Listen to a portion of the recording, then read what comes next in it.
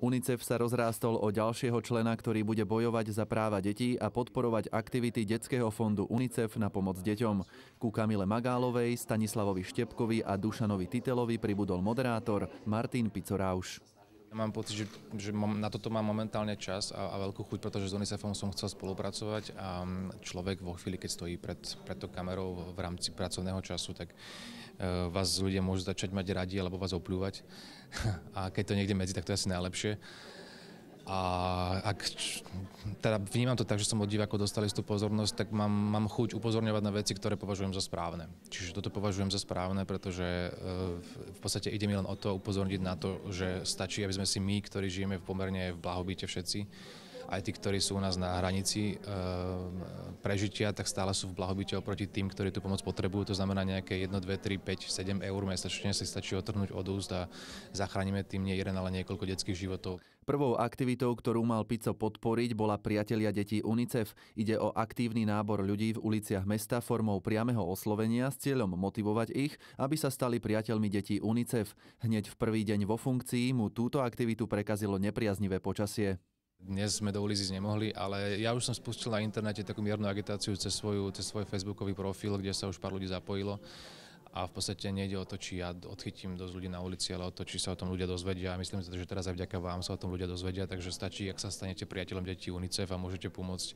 A bude vás možno takto viac, než keby som išiel na ulici a každého jedného musel osloviť a stretnúť a vypísať si nejaké tlačivo. Takže ja si myslím, že ten účel sa začal práve dnešným dňom bez ohľadu na počasie práve naplňať a preto som aj tu. Viac ako 3800 Slovákov pravidelne pomáha deťom v rozvojových krajinách ako priateľ detí UNICEF. Svojím pravidelným dobrovoľným príspevkom umožňujú deťom vo svete prežiť plnohodnotnejšie detstvo.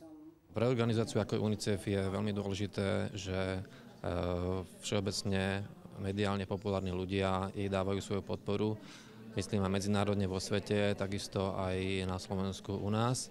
My sa tešíme, že máme pani Magálovú, pána Štepku, pána Titela a teraz aj Martina Pico-Rauša, ktorí sú známi a vo všeobecnosti myslím veľmi pozitívne prijímaní ľudia, ktorí preukazujú svoju profesionalitu aj svoju úroveň v podstate dennodenne v médiách a ja som veľmi hrdý, že v mene UNICEF sú ochotní venovať čas.